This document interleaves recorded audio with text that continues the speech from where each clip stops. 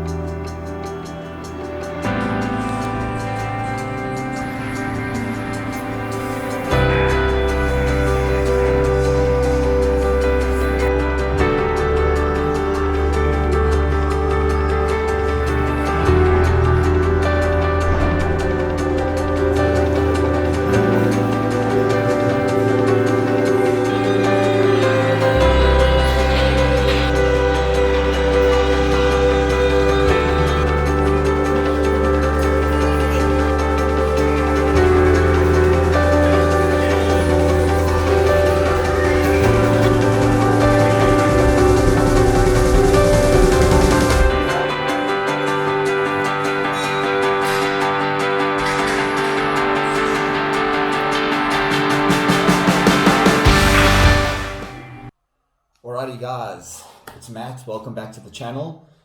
So I've already filmed a full day of eating for you guys, and I've tried to film this portion of the video before, and true to myself, I ended up making that 25 minutes long, which we just can't do because we're trying to keep the videos a little bit shorter and more condensed. So I'm going to try and run through this in at least 10 minutes.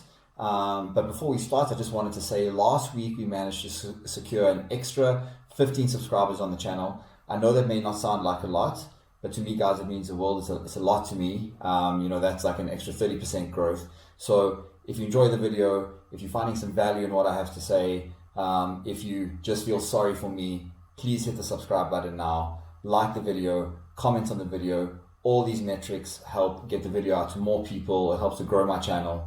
I would really appreciate it from the bottom of my heart. So please do that now. All right, guys, so before we start with the full day of eating, I just wanted to give you some context in terms of where we started and where we are now, so you understand when you see the full day of eating, why and how I'm eating as much as I am.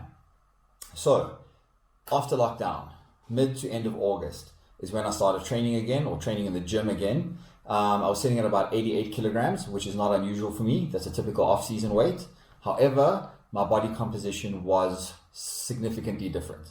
At the same weight, I was carrying a little bit more fat and a little bit less muscle. I then went through a phase of trying to recomp, eating at a maintenance level of calories, which for me is around 3,000 calories a day, a little bit less during the weekdays, a little bit more on the weekends, averaging out at about 3,000 a day. Then came second week of November. That's when Fats and I signed up with Paul Ravella, our coach from Team Pro Physique. And essentially that's when the prep started, even though at that time I wasn't necessarily aiming to do a show or thinking about competing at that point. That being said, 7th of November, my macros were originally set out at 190 grams of protein, 210 grams of carbs, 60 grams of fat, for a total of 2,140 calories. This included 2 refeed days with 170 grams of protein, 280 carb, and 50 fat, coming at 2,250 calories. After 2 days, my weight had already come down about a kilogram. So I let Paul know, and immediately he bumped up my calories to by about 100 a day. So by week 2, which was the 13th of November, I was at 180 protein, 245 carbs, 60 fat, and then refeed days at 170 protein, 280 carbs, and 50 fat. All right. Once again, we dropped by about half a kilogram. Paul then decided to increase my macros again, but only on my refeed days. So we increased that to 170 protein, the same, 320 carbs. So that's a 40 gram increase, and then 50 grams of fat, which was the same, coming out at 2,410 calories. From there, nothing changed for a significant period of time. So we're looking at week 3 until week 13. So for 10 weeks, nothing changed. And to give you an idea in terms of the progress that I saw there, I went down from 189 pounds, which is about 86 kilograms, to 178 pounds, which is about 81 kilograms. All right. So at week 13, my macros dropped significantly to 190 grams of protein, the same, 210 grams of carbs, 35 grams less, and 55 grams of fat, 5 grams less. That amounts to about 2,095 calories. Refeed days, which were 2 a week and were for the duration of this plan, we're sitting at 170 protein, 280 carb, which is 40 grams less, and 50 grams of fat, which stayed the same on those refeed days, for 2,250 calories. In addition to that, during this whole time, so for all of those previous 12 weeks, I've been doing 40 minutes of cardio 5 times a week. On week 13, in conjunction with the drop in calories, I also increased my cardio to 50 minutes 5 times a week. Over that week, beginning of week 14, I'd come down about another half a kilo. Paul then told me, listen, we're only, I think at this stage, about 8 weeks out. So we're going to push really, really hard for a week and then give you a diet break. So essentially, once again, it was the quickest turnaround, the quickest change that had been made. We again reduced my calories, 190 grams of protein, the same, 180 grams of carbs, which is down by a further 30, and 55 grams of fat, which is the same. So now this brought me to the first stage that I was at, under 2,000 calories a day. We actually had 1,975, okay? Still 2 refeed days at 170 grams of protein, 250 carb, 30 grams less than my other refeed days, and 50 grams of fat, the same. That puts me at 2,130 calories for those 2 refeed days a week. In addition to that, once again, I just started doing 50 minutes of cardio the previous week. I was now up to 60 minutes, so an hour a day, 5 times a week. True to his word, after that push week, interestingly enough, I didn't actually lose anything that week, which is kind of irregular for me. I actually gained a little bit, about 0.3 kilograms. I then had my diet break. Now, the concept of the diet break is to essentially reduce inflammation, improve digestion, and get your body out of a place where it feels like it needs to conserve energy. I noticed that my body was in this place. Personally, I usually see it through my heart rate dropping significantly during exercise, which means ultimately that you are burning less energy, you're burning less calories. So my refeed or my diet break week was not a huge increase, but we went to 180 grams of protein, which is actually 10 grams less, 230 grams of carbs, 50 grams up from the previous week, and 55 grams of fat stayed the same at 2,135 calories per day, and there were no refeed days during that week. That was exactly the same. Again, we start the new week, and I didn't actually drop any weight that week. I pretty much maintained the exact same weight. That being said, I did notice, interestingly enough, that I had some digestive issues during that week for kind of one of the first times during this prep. I don't know if that has to do with having some lingering effects from having COVID back in December, or it has to do with consuming too many sugar-free fizzy beverages like Monster, just because, as you know, or as you may not know, but for me, when the calories start going down, the caffeine shoots right up. So I'm just keeping my eye on that, trying to consume less fizzy drinks now, and just keeping an eye on my digestion, because that's obviously very important. It can skew your results in terms of weight loss. It can skew your results in terms of how you're looking, because you look more bloated. So I'm just really trying to keep an eye on that. So now, beginning of this week, or the beginning of the new training week, we check in with Paul on Thursdays. So the new plan typically starts on a Friday. we're back to the previous week's macros. So that essentially means that we're back to under 2,000 calories a day, the 190 protein, the 180 carb, and the 55 fat. We obviously have the 2 refeed days of 170 protein, 250 carb, and 50 fat. But the video that you're about to see, or the content that you're about to see, is a typical day. So not one of the refeed days, but just a general one of the other 5 days of the week. So what I'm really trying to do here, guys, is set up context for how I diet. As you may or may not know, I use a flexible dieting approach, which is one of the main reasons why we hired Paul in the first place. I feel like his dietary approach is very similar to what I hold to be true and what I hold to be the best approach to dieting and meal prepping. And I just wanted to, I've noticed that particularly a lot of South African people that follow me on Instagram, or the few YouTube subscribers that I have, are quite unfamiliar with what that is. So I think the best way to show you guys, before I maybe do a full video on what is flexible dieting and why do I do it, is to give you an actual glimpse of what I would eat on a typical day. So I hope you enjoyed this video. I hope that breakdown was not too quick and you still got some value out of it.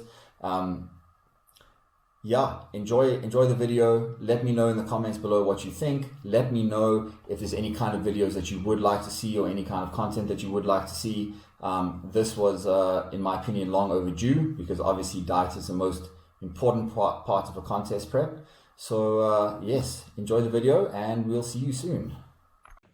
All right, what's up, guys? You might be wondering, why are you dressed in a polo shirt, and why is this video look like it's so much later in the day? That is because I started editing this day of eating video and subsequently realized that I didn't film my first meal true to form.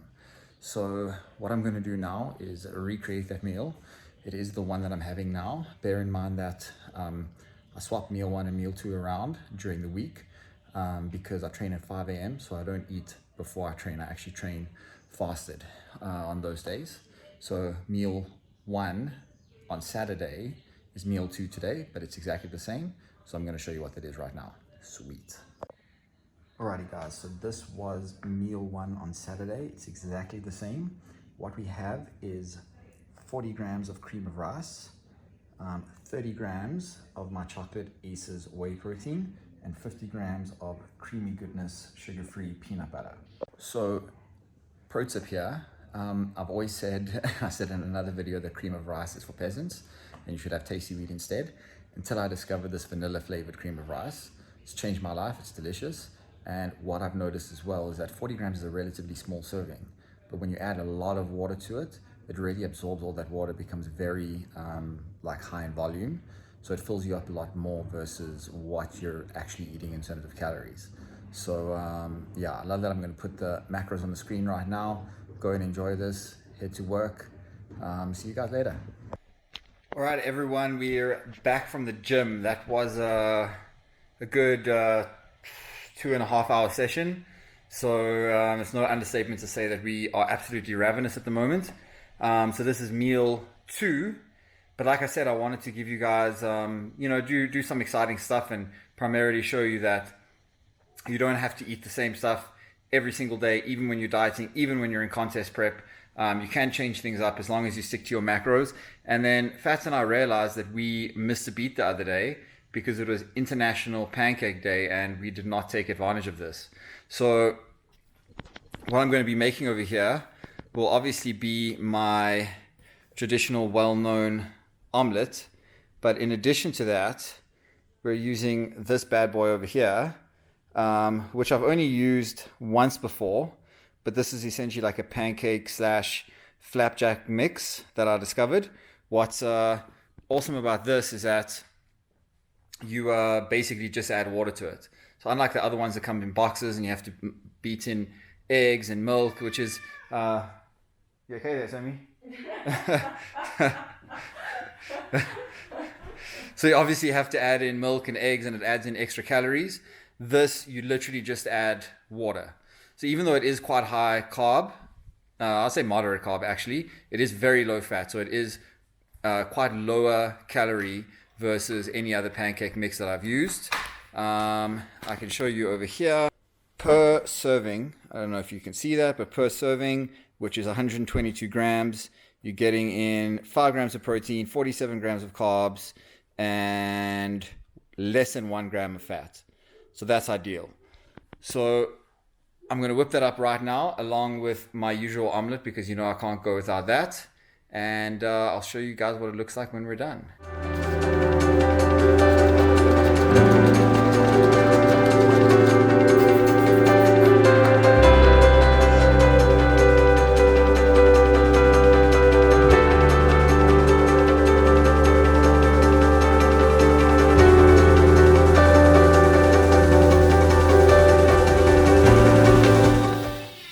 Alright guys, so the pancakes are completed. Look at those golden brown beauties over there.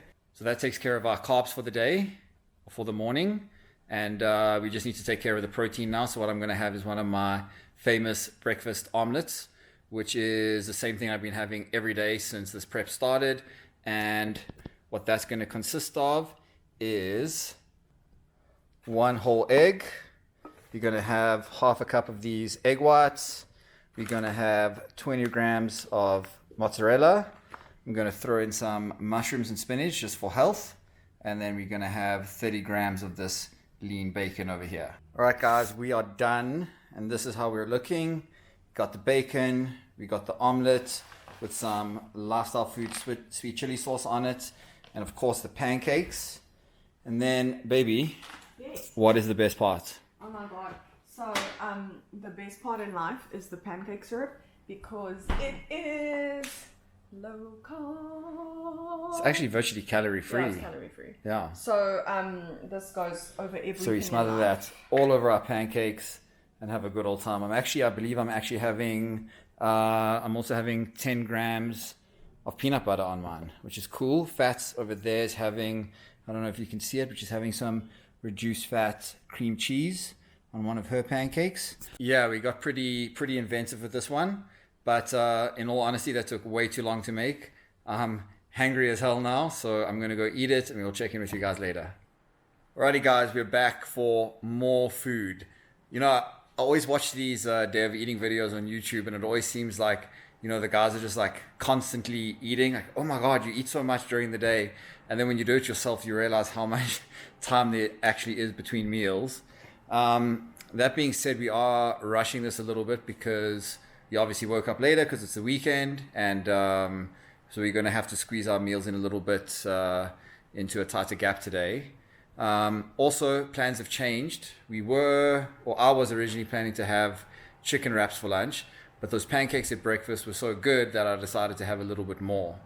In a way, I'm glad I did that for the video, because it gives me a chance to show you how we actually adapt our diet if we eat a little bit more of something, we overconsume something, and how we can adapt that for later in the day to make sure we still hit our macros. So basically, just cooked up this big Tupperware full of rice over here in the Instant Pot, which is a life changer in terms of cooking rice, in terms of cooking a bunch of stuff. And if we come on over here to our fridge, you're going to see this delicious shredded chicken I also made in the Instant Pot last night. So yeah, we're going to have about 90 grams of rice, very, very low amounts, much lower than I usually would. But the reason for that, like I said, I had more pancakes at breakfast, and there's a very specific dinner. It's one of our go-tos that I really, really want to have tonight, so I don't want to compromise on that. So we're just going to have a smaller lunch. To be honest, I'm not even really that hungry at this point. It's just 2:30 in the afternoon. I usually eat at about 1:30, so I've already pushed it an hour back. So it's definitely time to get on that. So we're going to go with 90 grams of rice, 115 grams of this shredded chicken. Basically, how I make that is just skinless chicken breasts, some salsa, mushrooms, and some spices in the Instant Pot, and it cooks up in about 20 minutes, and it's absolutely delicious, really macro friendly. And then what we're going to add in there, just for some health, is this nice coleslaw that we get from Woolworths. Alright guys, so this is what it looks like as a finished product. Pretty boring. This is like a poverty meal for the day. But yeah, sometimes we have to make those compromises to fit in the stuff that we like. I'm also just going to add in some of this Carb Smart barbecue sauce, was another condiment that I like to use just to make it a little bit more interesting. And there we go. So it is 2:30 now. The next time I eat is probably going to be around about 4:30 or 5, and that'll be the meal before I do my last little 20 minutes of cardio for the day. So we'll see you guys in a couple hours. What is up, guys? We are back again in the kitchen. This is actually one of the meals, although it's more like a snack, but what I've been most excited to show you. This is, just so you know, a huge trick of mine as I get deeper into a diet. I always invariably use this. You'll see from the beginning of the video that the main variable that's been manipulated as my diet has progressed has been my carbohydrate intake. Blah, blah, blah. Protein has stayed roughly around 190 grams the whole time. Fat is only reduced by about 5 grams, so from 55 down to 50. Carbs has gone down from 280 to 180. Okay, so as soon as my carbohydrates get quite low along those lines, there's generally going to have to be a meal or 2 meals where you have no carbs. So typically people will have chicken and vegetables, steak and vegetables, whatever the case is. I like to try and enjoy everything that I eat in a day. So this is my little trick. People generally think this is going to be gross, but everyone that's tried it absolutely loves it. We've got 250 grams of smooth fat-free cottage cheese. It's essential that you get the smooth. If you get the chunky, it's going to have the consistency of baby vomit. Then we've got some blueberries over here. We've got sugar-free peanut butter, as always. And then this time we're going with the chocolate-flavored Aces whey protein. So basically you have a couple of options here. I just mix all of that together. And then what you can do, if you have the time, if you have the patience to wait, is you can actually put it in the freezer for about 45 minutes. And it comes out essentially like ice cream, which is really awesome to eat. Basically you got to do cardio in the next half an hour, so I'm going to get this down now, so I'm not going to put it in the freezer. But yeah, this is essentially almost zero carb, really, really high protein, because you're obviously getting the casein from the cottage cheese, plus a little bit of whey from the whey protein. And then the one thing that's changed about this meal today, because of the other changes I've made, is that because I removed the wraps from lunch, which do contain, I think it's about 2 or 3 grams of fat per wrap, and I replaced that with some rice, I do need higher fats in this meal. So where I would typically have 10 to 15 grams of the sugar-free peanut butter, I'm going to have 25 grams in this dish. So I'm pretty sure that's going to be delicious. So there we have it, guys. Looking delicious and beautiful. Once again, I am going to put the macros on the screen right now so you can see exactly what this contains. But like I said, it's going to be super high protein, really, really low carb, and then you can kind of play, if you need it to be, it can also be essentially fat-free. But I add in the peanut butter, obviously, for the extra fat. So I'm going to put the macros on the screen, finish this, go do cardio at about 5 o'clock, and then we've only got the last meal of the day left, which is surprisingly something that I'm not going to be making. So you guys will see what that is a bit later. Hello. Yeah, guys, so as I was saying, this is another staple in our diet. I feel like this is actually my magic sauce, so to speak, because especially for the first couple of weeks while we were dieting, it felt like every time we did this, I actually lost some weight. So it's quite important to realize that even though when we track this, it might not be 100% accurate calorie-wise, the most important thing is that from day one, every time we've been eating this, we've tracked it in exactly the same way. So there really are no variables left up to chance, because we do it the same way every time. So what we get is our faithful muchachos.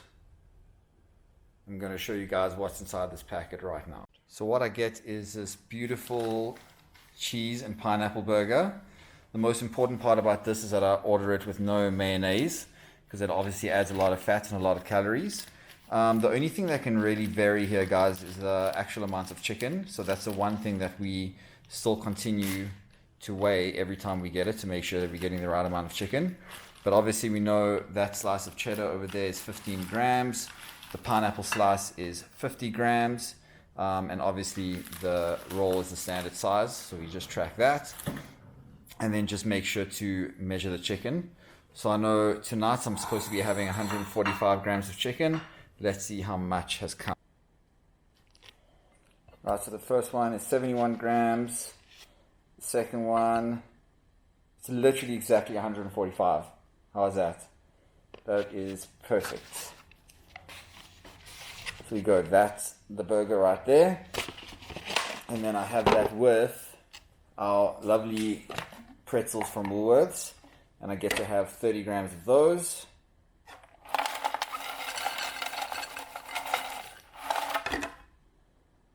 $31, $29, come on, that's good enough. And then of course, you just gotta have some sweet Coke Zero to wash it all down. I'm gonna put the macros of this on the screen right now, and that is my full day of eating, 6 weeks out from my show. I thought you threw something at me.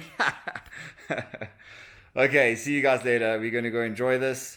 Watch some trashy reality TV and get ready for another day of training tomorrow, which is legs for me. See you guys soon. Alright guys, so hopefully you sat through that and enjoyed the video. Hopefully you got some value out of what I showed you and what I spoke about.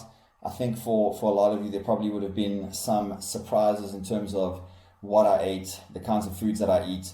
I know that a lot of people are probably still kind of trapped in the mindset that when they're dieting, they're limited to a certain amount of foods, which typically are presented to you in the media that are quite boring and mundane. So I'm hoping there are a few surprises in there, but just some context to put things into perspective for you. I think particularly with the last meal of the day, which was our chicken burger from Muchachos. The main thing there is that I wanted to comment on that I didn't last night is that consistency in terms of tracking your macros is key. So the important part to remember is that I've been eating that since the beginning of my prep, and I've been tracking it the same way every single time. So now, similar as to how people say, well, caliper tests for your body fat are not accurate.